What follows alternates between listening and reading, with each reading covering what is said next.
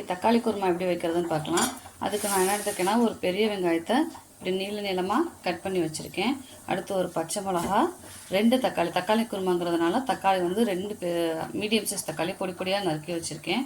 அடுத்து கருவேப்பிலை, கொத்தமல்லி, தாளிக்கிறதுக்கு பார்த்திங்கன்னா ஒரு சின்ன பட்டை, 2 கிராம்பு, சோம்பு, பிரியாணி இலை எடுத்திருக்கேன். அடுத்து இஞ்சி பூண்டு பேஸ்ட்டு வச்சுருக்கேன். இப்போ இதை எப்படி செய்யறதுன்னு பார்க்கலாம்.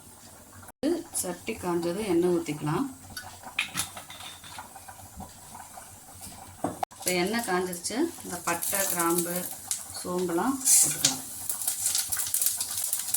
பட்டை, கிராம்பு, சோம்பு பொரிக்கிறப்போ வெங்காயத்தையும் சேர்த்துக்கலாம். வெங்காயமும் பச்சை மிளகாவும் சேர்த்துட்டு இப்போ வதக்கி விட்டுக்கலாம். கண்ணாடி பதத்துக்கு வரவும் தக்காளியை சேர்த்துக்கலாம். தக்காளி சேர்த்ததும் நம்ம இதுக்கு தேவையான மஞ்சள் பொடியையும் உப்பையும் சேர்த்துக்கலாம்.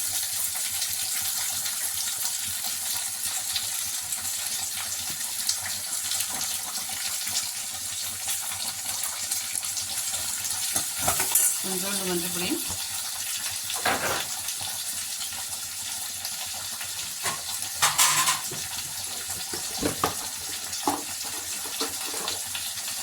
குருமாவுக்கு தேவையான உப்பையும் சேர்த்துக்கலாம்.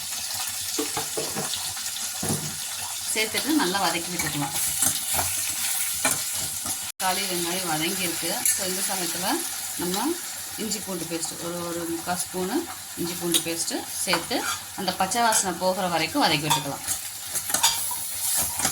நம்ம மசாலா பொடி சேர்த்துக்கலாம். நான் குழம்பு மிளகா அப்படி அரைச்சி வச்சுருக்கேன், அதை நான் சேர்த்துக்கிறேன். ஒரு 1.5 ஸ்பூன் மட்டும் சேர்த்துக்கிறேன்.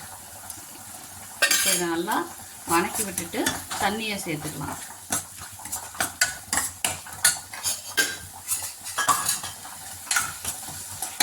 இந்த செம்புக்கு ஒரு செம்பு தண்ணியாக சேர்த்துக்கிறேன். தண்ணி சேர்த்துட்டு கொதிக்கட்டும். அதுங்களே நம்ம அரைச்சி ஊற்றுறதுக்கு தேங்காய் ரெடி பண்ணிடலாம். இப்போ இந்த கருவேப்பிலையை சேர்த்துடலாம். கருவேப்பிலை சேர்த்துட்டு கொதிக்கட்டும். பார்த்திங்கன்னா இந்த தேங்காயில் இந்த அளவுக்கு பாதி தேங்காய் நான் எடுத்திருக்கேன். அதை பொடி பொடியாக நறுக்கிட்டு அதில் கொஞ்சோண்டு சோம்பு மட்டும் சேர்த்துக்கலாம். இந்த அளவுக்கு சோம்பு சேர்த்து அரைச்சி எடுத்துக்கலாம். மினிட்ஸ் கழிச்சு பார்த்தோன்னா நல்லா கொதிச்சு வருது. இப்போ நம்ம அரைச்சி வச்சுருக்கோம் இல்லையா, தேங்காயும் சோம்பும் போட்டு அந்த அரைச்சி வச்சுருக்க தேங்காய் சோம்பையும் எடுத்து இதில் சேர்த்துக்கலாம்.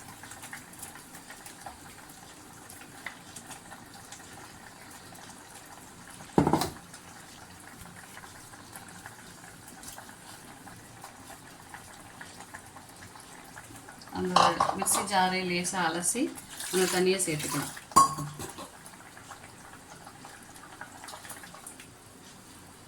இப்போ நமக்கு இன்னும் கொஞ்சம் தண்ணி வேணும்னா அந்த தண்ணியை சேர்த்துட்டு மிக்ஸ் பண்ணி நல்லா ஒரு 5 மினிட்ஸ் வந்து கொதிக்க விட்டு எடுத்துக்கலாம்.